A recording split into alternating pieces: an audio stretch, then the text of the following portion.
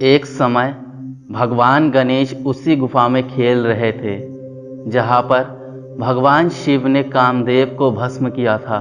उस स्थान पर कामदेव के शरीर की राख अभी तक वही थी।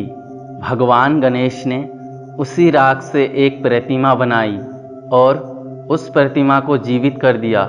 इस तरह भंड दैत्य की उत्पत्ति हुई।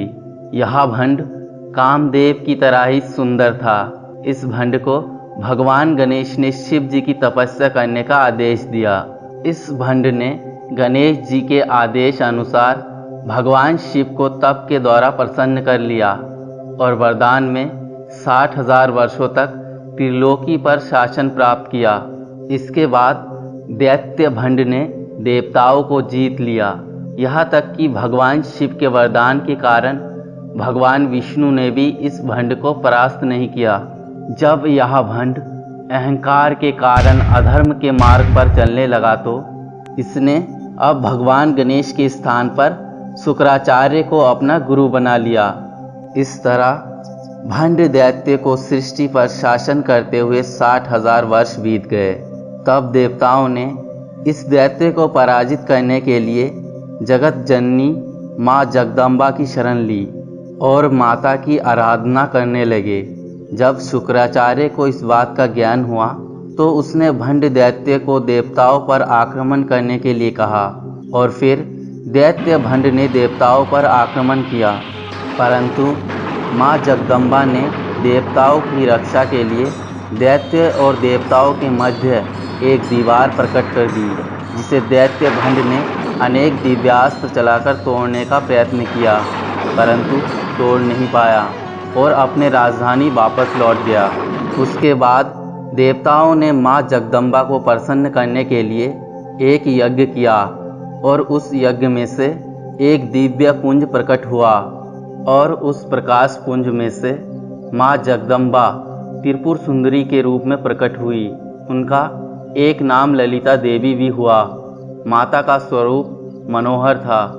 उसके बाद ब्रह्मा जी ने विचार किया कि यह तो देवी शिवा है और इसलिए इनका विवाह भगवान शिव से ही करना चाहिए, परंतु भगवान शिव का स्वरूप तो अमंगल प्रतीत होता है और यह देवी तो कितनी सुंदर है।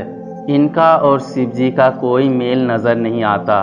ब्रह्मा जी के मन में ऐसा विचार चल ही रहा था कि उनके सामने साक्षात भगवान शिव कामेश्वर महादेव के स्वरूप में प्रकट हो गए। शिव जी का यह स्वरूप देखकर देवता भी धन्य हो गए और शिव और शिवा की जय जयकार करने लगे।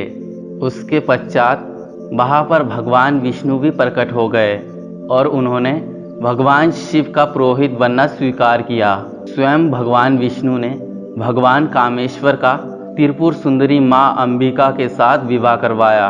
उसके बाद देवताओं ने कामेश्वर महादेव और त्रिपुर सुंदरी माँ ललिता से प्रार्थना की, अब इस संसार को भंड दैत्य के आतंक से मुक्ति दीजिए।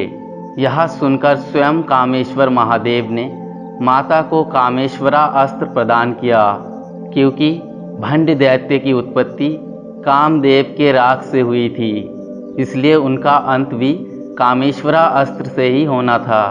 उसके बाद माता ने अपने अनेक रूपों को प्रकट किया और सिंह पर सवार होकर दैत्य भंड के साथ युद्ध किया। उसके बाद माँ ललिता देवी ने भगवान शिव के द्वारा दिया हुआ कामेश्वरा अस्त्र भंड दैत्य पर चलाया और भंड दैत्य को मार डाला। इस कथा से यह सिद्ध होता है कि जब जब देवी शिवा ने अवतार धारण किया, तब तब उनके लिए भगवान शिव ने भी अवतार धारण किया। दोस्तों, अगर यह वीडियो आपको अच्छा लगता है तो लाइक करें, कमेंट करें, शेयर करें और चैनल को सब्सक्राइब करना ना भूलें। मिलते हैं अगले नए वीडियो में, तब तक के लिए धन्यवाद।